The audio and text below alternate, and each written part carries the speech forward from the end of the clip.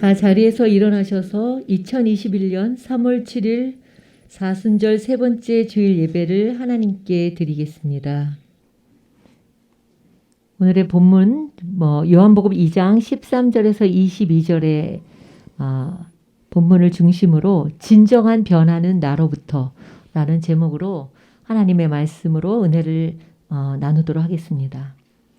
오늘 요한복음 2장 제가 읽은 그 복음서의 13절을 보면 유대인의 유월절이 가까운지라 예수께서 예루살렘으로 올라가셨더니 이런 말씀이 나옵니다. 유월절이 가까이 오자 예수님은 유월절을 지키시기 위해서 예루살렘으로 올라가십니다. 유대인 성인 남자들이라면 누구나 유월절을 보내기 위해서 1년에 한 번 원근각처에서 예루살렘으로 올라갑니다. 아마 예수님도 그 절기를 지키려고 그러셨던 것 같습니다. 사랑하는 성도 여러분, 유월절, 여러분 유월절 하면 생각나는 게 있으시죠? 1월, 2월, 3월, 4월, 5월, 6월이 아니라 그 6월이 아니에요. 넘을 유자, 넘을 월자. 유월절은 재앙이 넘어갔다. 우리 집에서 재앙이 넘어갔다. 우리 모든 우리 가정들이 우상을 섬기고 죄와 사망과 저주 아래 있던 우리에게 그 재앙을 넘어서 예수 그리스도의 보혈로 말미암아 우리 가정이 그 재앙이 우리 가정을 넘어갔다는 거죠. 유월절은 이스라엘 백성에게는 결코 잊을 수 없는 기념일입니다. 창세기 마지막 장을 보면 요셉이 죽고 세월이 흘러서 애굽에 새로운 왕들이 세워진 거예요. 그러면서 이스라엘 민족에 대해서 이스라엘의 요셉이라는 사람이 그 애굽에 얼마나 큰 업적을 남겼는지 이런 것들은 잊어버린 거죠. 세월이 흐르면서 이스라엘 백성들이 이제 그들의 숫자가 너무 많아진 거, 번식하게 하셔가지고 번성하게 하셔서 이스라엘 민족들이 너무 수가 많았던 거예요. 애굽의 그 숫자보다 훨씬 많아서 이제 그들을 노예로 삼고 그래서 열심히 막 너무나 그런 성들을 짓고 하면서 온갖 고육을 하면서 너무나 힘들게 사는 거예요. 고통 가운데. 그들이 하나님께 부르짖자 하나님께서 때가 되매 이제 그들을 애굽에서 탈출하게 하시려고 10가지의 재앙을 내리시고 그리고 마지막에 애굽에 있는 모든 마다들을 죽이는 그 장자들을 치심으로 말미암아 이제 그 애굽에서 나오도록 그렇게 하신 거죠. 문설주와 임방에 양의 피를 바른 그 집은 재앙이 넘어가게 하셨다. 그래서 유월절인 거죠. 극적으로 애굽에서 그들을 해방시키신 하나님의 구원의 역사를 기념하는 정말 중요한 절기가 바로 유월절입니다. 유월절이야말로 이스라엘 민족에게는 잊을 수 없는 하나님의 구원의 역사를 이룬 놀라운 사건입니다. 사랑하는 성도 여러분, 우리도 이와 같이 우리의 인생에서 정말 기억해야 되는 하나님께 우리가 나오게 된 각자의 어떤 놀라운 사건들이 있을 거예요. 그 사건들을 꼭 기억해야 되는 사건들이 있습니다. 여러분과 저의 인생에서 잊을 수 없는 유월절은 언제입니까? 여러분, 그것이 세례받은 날일 수도 있고 내가 처음 교회에 나온 날일 수도 있습니다. 내가 정말 말씀을 들으면서 찬양을 하면서 내 온몸을 전율하면서 하나님을 만난 그 시간, 그리고 우상을 섬기던 우리의 가정이, 우리의 집안이 모두 예수님 믿고 구원받은 그 시간, 그것은 여러분이 반드시 기억해야 되는 중요한 시간들인 것이죠. 나를, 우리의 가정을 죄와 저주와 사망 가운데서 구원해 주신 하나님의 사랑과 은혜를 우리는 반드시 기억해야 합니다. 내가 이 설교를 준비하면서 이 찬양이 너무 이렇게 떠올라서 여러분 제가 1절을 부르겠습니다. 그리고 2절, 3절은 여러분들이 같이 불러주시기 바랍니다. 여러분이 처음 주님을 만난 날은 언제이십니까? 제가 고백하겠습니다. 내가 처음 주를 만났을 때 외롭고도 쓸쓸한 모습 말없이 홀로 걸어가신 길은 영광을 다 버린 나그네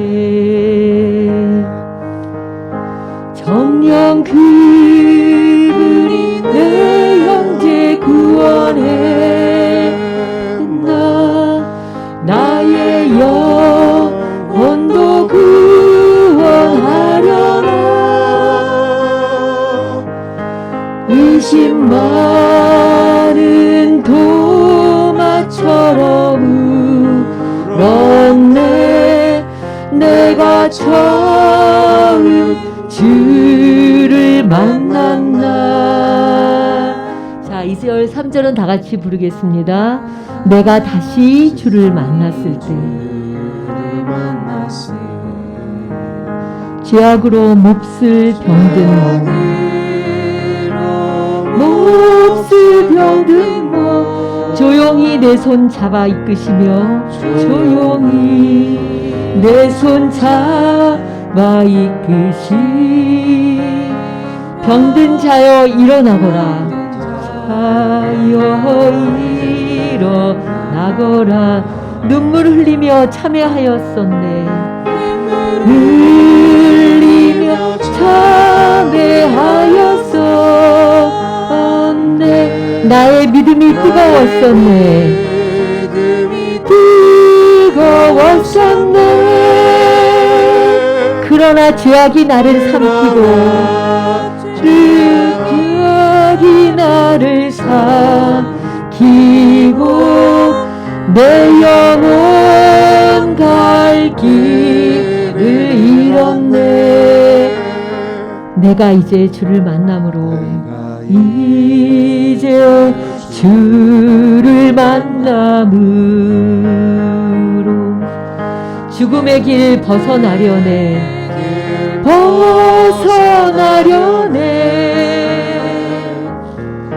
변찮은 은혜와 사랑 베푸시. 그분만이 나의 구세주, 네 나의 구세주. 주 예수 따라 항상 살리로다. 주 따라 항상 살리로다. 십자가 지고 따라가려나. 할렐루야. 주를 만나니 기쁨, 야 주를 만나니 기쁨. 영광의 찬송을 돌리리. 영광의 찬송을 돌리리. 여러분이 처음 주를 만난 그때는 언제입니까? 우리가 때로는 낙심이 되고, 우리가 때로는 너무나 힘들고 지칠 때 처음 주님을 만난 그때를 우리는 반드시 기억해야 합니다. 그것이 우리의 유월절입니다. 우리를 구원하시고 우리의 가정을 죄와 사망에서, 그 저주에서 우리를 건져주신 그 주님을 만난 그날을 우리는 절대로 잊어서는 안 됩니다. 그러나 이스라엘 백성이 이 엄청난 출애굽의 사건을 경험하고도 가나안에 들어와 살면서 그 은혜를 잊어버린 것이죠. 신앙이 점점 희미해지기 시작하고, 또 그들의 세대가 다음 세대로 바뀌면서 유월절을 지키지 않은 지가 오래된 것입니다.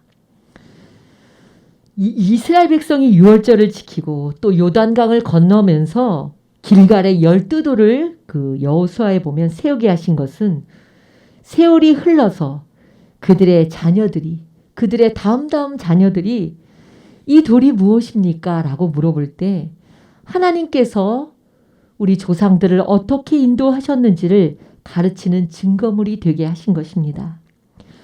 우리가 역대하를 보면 히스기야 왕이 참 좋은 업적들이 참 많았습니다. 그 중에 하나가 바로 잊혀진 유월절을 백성들과 함께 다시 지키기 시작한 것. 이것을 하나님께서 기뻐하셨던 것입니다. 그는 성전을 정화하고 이스라엘에게 잊혀졌던 유월절을 지킴으로 우리는 구원받은 하나님의 백성이라는 정체성을 되찾은 것, 그것이 하나님께서 가장 기뻐하시는 일이었습니다. 사랑하는 성도 여러분, 우리는 사순절을 보내고 있습니다.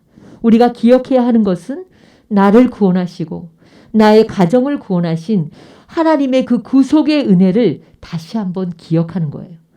세상을 살아가면서 희미해지고 있지는 않습니까? 이스라엘 백성들도 가나안 땅에서 살면서 그들의 신앙이 점차 희미해졌어요. 왜냐하면 하나님은 보이지 않아요.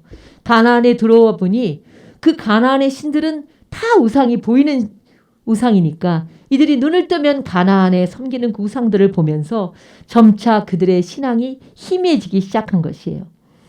우리가 하나님의 자녀로서의 정체성을 잃으면 안 됩니다.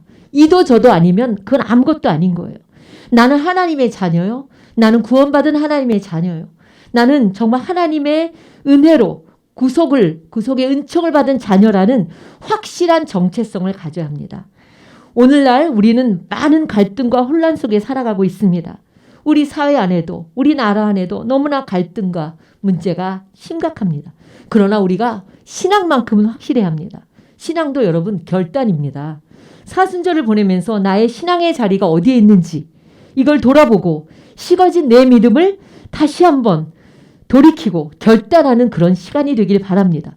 그래서 절기가 중요한 거예요. 물도 미지근하면 어때요, 여러분? 그만큼 병균이 많은 거예요. 예수님도 요한계시록에 보면 너희가 차든지 접든지 하라 이렇게 말씀하고 계십니다. 여호수아 24장 14절 15절에 여호수아가 이제 고별 설교를 하면서 이렇게 이야기합니다. 갈팡질팡하는 이스라엘 백성에게 이렇게 호소합니다. 그러므로 이제는 여호와를 경외하며 온전함과 진실함으로 그를 섬기라.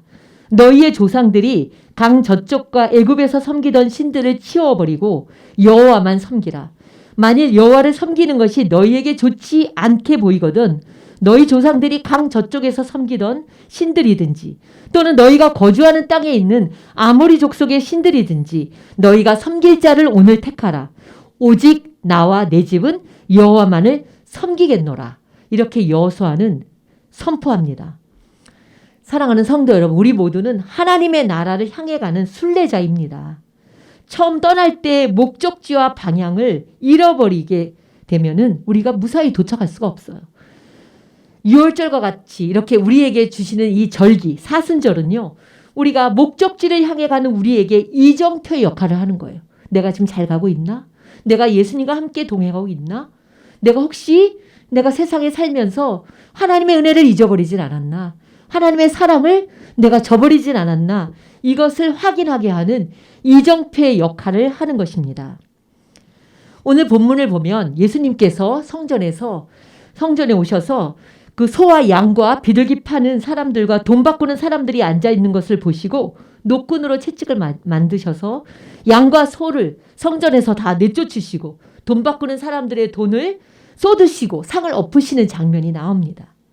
이 성전 정화 사건은 요한복음만 나오는 게 아니에요. 마태복음, 마가복음, 누가복음 모든 공간복음에도 다 나옵니다. 단 한 가지의 차이는 뭐냐면 공간복음은 예수님의 그 십자가의 그 죽음을 앞둔 때에 그 이제 공생의 마지막 때 성전 정화 사건이 나오지만 요한복음에서는 이 예수님의 공생의 초기에 나와요.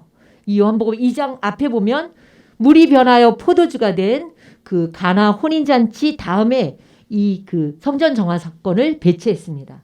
이것은 바로 새 시대의 도래라는 신학적인 의도를 강조하기 위한 것임을 우리가 알 수 있습니다. 예루살렘 성전은요, 어떻게 생겼냐면 성전이 있어요. 성전 안에는 성소와 지성소가 있습니다. 성소에는 제사장들이 들어가서 제사를 드리죠. 지성소는 1년에 단 한 번 대제사장만 들어가는 거예요.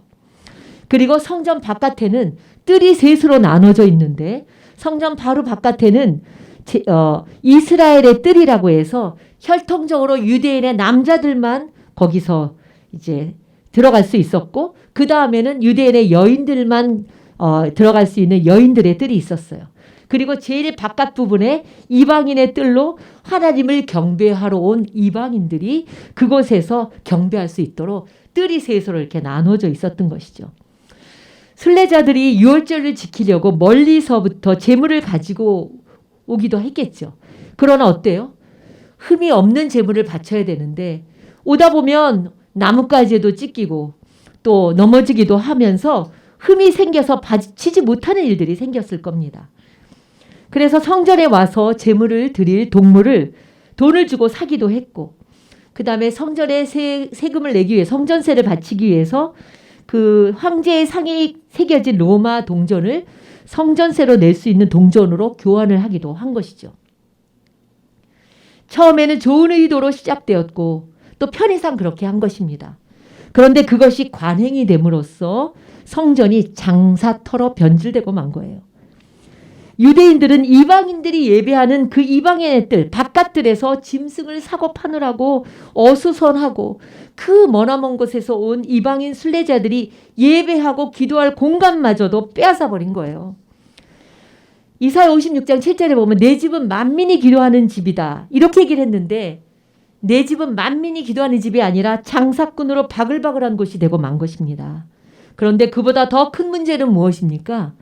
돈이 오고 가다 보니 그게 이익을 남기게 되고 또 욕심이 생기니까 이것이 제사장들과 결탁하여 부패하게 된 것이죠. 사랑하는 성도 여러분, 처음에는 순수한 동기로 출발했지만 세월이 흐르면서 변질되는 것이 참 많습니다. 변질되는 게 문제예요. 교회는 순수해야 합니다. 교회는 만민이 기도하는 집이라고 말씀하셨습니다. 교회는 예배하는 곳입니다. 교회는 거룩한 하나님의 사람들이 모여 기도하고 찬송하고 하나님의 나라를 꿈꾸며 소망하며 그리고 하나님의 나라를 어떻게 하면 우리가 전할 수 있을까를 기도하며 서로 나누는 그런 곳입니다. 사람도 편한 것을 추구하다 보면 조금 불편해도 그거에 불평이 나오는 거예요. 자동차를 타고 다니다 보면 그렇죠. 걷는 것이 힘들어요. 여기서 여기도 그냥 차를 타고 가게 돼요. 그러다 보니 어때요? 운동이 부족해지죠. 여러 가지 병이 생기는 거예요. 편하다고 다 좋은 건 아닙니다. 코로나가 우리로 하여금 온라인 예배에 익숙해지게 합니다. 앞으로 코로나 후에 포스트 코로나 시대에도 우리가 예배에 나오는 것이 힘들어지다 보면 신앙이 어때요? 점점 힘을 잃게 되는 거예요. 우리가 예배의 자리에 나오지 못하는 것에 대한 안타까움이 있어야 되는 거예요. 아, 정말 예배에 나도 나가서 예배 드리고 싶다. 이런 안타까움이 있어야 되는 거죠. 우리가 자꾸만 편리함만 찾다 보면 신앙이 점점 약해지고 하나님과도 자연스럽게 멀어지게 되는 거예요. 우리의 신앙을 한번 점검해 봐야 합니다. 우리가 형식적으로 예배를 드리진 않나? 예배를 드리긴 하는데 아무런 기대가 없다? 이건 병이 든 거죠. 예배를 드리는 게 얼마나 중요해요. 하나님을 만나는 거예요. 내가 세상에서 지치고 힘들고 여러 가지로 참 아프고 감당할 수 없는 무거운 짐을 가지고 있지만 그래도 예배를 드리면서 하나님을 만나면서 하나님께 기도하면서 하나님 말씀을 들으면서 내가 살아나는 거죠. 다시 소생하는 힘을 얻는 게 이 예배인 거예요. 두 번째는 뭐예요? 내가 좀 요즘 너무 우울하고 피곤하고 도무지 생기가 없다. 이건 왜 그럴까요? 내가 믿는 하나님보다 나의 현실을 더 크게 보기 때문이에요. 현실을 너무 크게 보기 때문이에요. 그럴 때마다 하나님을 바라봐야 돼요. 세 번째로는 살아갈 도무지 요즘은 희망이 없어. 왜 이렇게 용기가 없지? 왜 이렇게 힘이 없지? 사랑하는 성도 여러분, 성경에 나오는 모든 사람들 보세요. 희망이 있는 사람이 하나도 없어요. 다 절망적인 사람이었어요. 그러나 하나님을 만나고 이들이 정말 하나님을 만나고 하나님께 기도하면서 이 절망이 희망으로 바뀐 사람들이에요. 모두가 그래요. 예를 들어볼까요? 아브라함 보세요. 아니 그 할아버지 어떻게 아들을 낳을 수 있겠어요? 절망적인 사람 아니었겠어요? 아니 하나님 믿음의 조상이라고 했는데 99세가 될 때까지 아이를 낳지 못했죠. 모세 어땠어요? 모세가 광야에서 40년을 보내면서 그렇게 말을 잘하던 모세가 자기의 그 말을 잃어버릴 정도로 그러나 하나님은 그 모세를 절망적인 가운데 있었던 아무런 희망이 없는 모세를 들어 사용하신 거예요. 한나는 어때요 여러분? 아기가 없었죠. 너무나 고통스러웠어요. 그 한나를 하나님께서 희망의 사람으로 사무엘을 낳는 사람으로 바꾸신 거죠. 요셉도 마찬가지예요. 다니엘도 그렇죠. 이방 여인 룻을 보세요. 하나같이 희망이 있고 힘 있는 사람이 하나도 없어요. 절망을 희망으로 바꾸는 것. 하나님을 만날 때 우리의 삶이 변화되어지는 거예요. 그럼 왜 그렇지 않을까요? 내 마음의 신앙이 점점 희미해져 가기 때문이에요. 예수를 믿긴 믿어요. 그런데 기도에 야성이 없는 거예요. 신앙의 야성을 잃어가고 있는 거예요. 호랑이는 호랑이에요. 그런데 뭐예요? 우리 안에 갇힌 호랑이에요. 우리 안에 갇힌 호랑이라고요. 우리 안에 갇힌 호랑이. 이빨 빠진 호랑이라는 거죠. 우리가 하나님의 자녀이면서도 불구하고 예수님을 믿고 그리스도인이라고 하면서도 점점 힘을 잃어가는 건 뭐예요? 그 그만큼 우리가 기도의 야성이 없기 때문에. 그래서 때로는 하나님께서 우리에게 영적으로 힘을 주시기 위해서 고난의 자리로 몰아붙이시기도 하는 거예요. 그래서 고난이 오면 내가 뭐 잘못한 게 있나? 또 뭐 회개하기도 하지만 이 고난이 우리를 어떻게 해요? 단련시키는 그런 근력을 만드는 것이기도 해요. 하나님께서는 우리에게 말씀하십니다. 나를 간절히 찾는 자가 나를 만날 것이라고 말씀하세요. 잠언서 8장 34절에 35절에 보면 날마다 나의 문을 지켜보며 내 문설주 곁에 지키고 서서 내 말을 듣는 사람이 복이 있다. 나를 얻는 사람이 생명을 얻는데요. 주님께로부터 은총을 받는다는 거예요. 여러분 사람에게 은총을 받으려고 하지 말고 하나님께 은총을 받는 사람이 되면 자자손손 하나님이 그 가문에 정말 자자손손 은총을 부어주시는 거예요. 우리가 드리는 이 예배가 나의 편리에 의해서 드리면 안 돼요. 하나님께 맞추어서 드려야 되는 거예요. 그래서 우리가 11시 이것도 하나님께 우리가 시간을 맞춘 거죠. 우린 11시에 예배 드리겠다. 그리고 우리가 뭐예요? 함께 이 시간에 모여서 예배 드리겠다. 예배도 드리다 안 드리다. 이렇게 드리다 저렇게 드리다. 앉아서 드리다가 엎드려서 드리다. 이건 예배가 아니죠. 우리 예배는 내 편리에 맞추는 게 나에게 초점 맞추는 게 아니에요. 하나님께 맞추는 거예요. 두 번째로는요. 예수 그리스도는 참된 성전이십니다. 유대인 종교자들이 오늘 뭐라고 얘기하냐면 이 성전을 허물어라. 내가 3일 만에 다시 세우겠다고 얘기하니까 아니 46년 동안 헤롯 왕 때 지은 그 성전을 어떻게 예수가 다 사흘 만에 짓는다고 하는지 이해를 하지 못한 거예요. 근데 유대인들만 이해하지 못한 게 아니라 예수님의 제자들조차도 예수님의 말씀에 대해서 정확한 의미를 깨닫지 못했습니다. 그러나 예수님이 부활하신 다음에야 그 말씀의 의미를 깨달을 수 있었습니다. 이 사흘이라는 표현은 바로 예수님이 십자가에 죽으신 후에 다시 살아나신 3일을 의미하는 거예요. 예수님이 말씀하신 그 성전은 건물이 아니라 예수님의 몸인 것이죠. 사랑하는 성도 여러분, 이제 새 시대가 도래한 거예요. 더 이상 짐승을 잡아서 죽여갖고 그 피를 드리는 그 제사가 아니고 이 땅에 하나님의 독생자 외아들 예수 그리스도를 보내셔서 화목제물로 오신 그 예수님을 통해 우리는 하나님께 나아갈 수 있는 새 길을 열어주신 것입니다. 그러나 유대인들은 성전의 의미를 몰랐습니다. 그들은 오로지 외형과 물질, 재물에만 신경을 썼습니다. 이사야 12장 13절에 보면 1장 12절에서 13절을 보면 이런 말씀이 나와요. 너희가 내 앞에 보이러 오니 이것을 누가 너희에게 요구하였느냐? 내 마당만 밟을 뿐이니라. 헛된 재물을 다시 가져오지 말라. 마당만 밟을 뿐이라는 거예요. 성전은요, 보이는 모습이 다가 아니에요. 우리는 보이는 그 성전의 모습, 외형적인 것만 신경 쓰다가 일생을 다 보내고 마는 어리석은, 정말 진짜 귀중한 것을 놓치는 그 어리석음을 버려야 합니다. 교회는요, 예수님의 십자가의 죽음과 부활하심으로 말미암아 세우신 주님의 몸입니다. 그래서 교회는 신비한 거예요. 그리스도 안에 그 지혜와 지식의 보화가 감추어져 있다. 골로새서 2장 3절에 보면 바울은 그렇게 말씀하고 있습니다. 똑같이 교회를 나와도 이 교회는 신비이기 때문에 그 보화가 감추어 있는 거예요. 누구에게나 다 보여주지 않으신다는 거예요. 하나님을 사모하고 하나님을 간절히 기다리는 그 사람에게만 그 보화가 보이는 거죠. 우리가 곰탕도 우리 집 옆에 곰탕집이 생겼어요. 백년곰탕. 이거 선전해 주면 안 되는데. 곰탕을 끓일수록 깊은 맛을 우려내듯이 교회도요. 알면 알수록, 사랑하면 사랑할수록, 섬기면 섬길수록 그 깊은 은혜가 있는 거예요. 바다도 깊이 들어가야 바닷속에 어마어마한 산호초들이 있잖아요. 온갖 아름다운 것이 있듯이 말입니다. 그래서 마태복음 13장에 보면 하나님의 나라는 감추인 보화라고 말씀해요. 보화다 이렇게 얘기 안 해요. 감추인 보화라는 거예요. 보물찾기 여러분 해보셨잖아요. 감추인 보화예요. 그래서 목사라도 너무 형식적으로 예배드리고 너무 보이는 것만 치중하면 그 보화를 하나님께서 보여주지 않으세요. 그러나 어린아이라도, 선우같이 어린아이라도 이 아이가 하나님의 교회에 나와서 하나님의 은혜를 사모하고 그 마음이 순수한 마음으로 주님을 사랑한다면 그 아이에게는 그 감추인 보화를 보여주신다는 거예요. 그래서 교회가 신비한 거예요. 사랑하는 성도 여러분, 참 우리가 이 짧은 인생이에요. 제가 참 요즘 잠을 자다가 일어나서 참 인생이 참 세월이 참 빠르다 이런 생각을 하면서 정말 이제부터라도 예수님을 잘 믿어야지 이런 생각을 하면서 다시 자요. 나 정말 예수님 잘 믿고 싶다. 네, 이런 생각을 하거든요.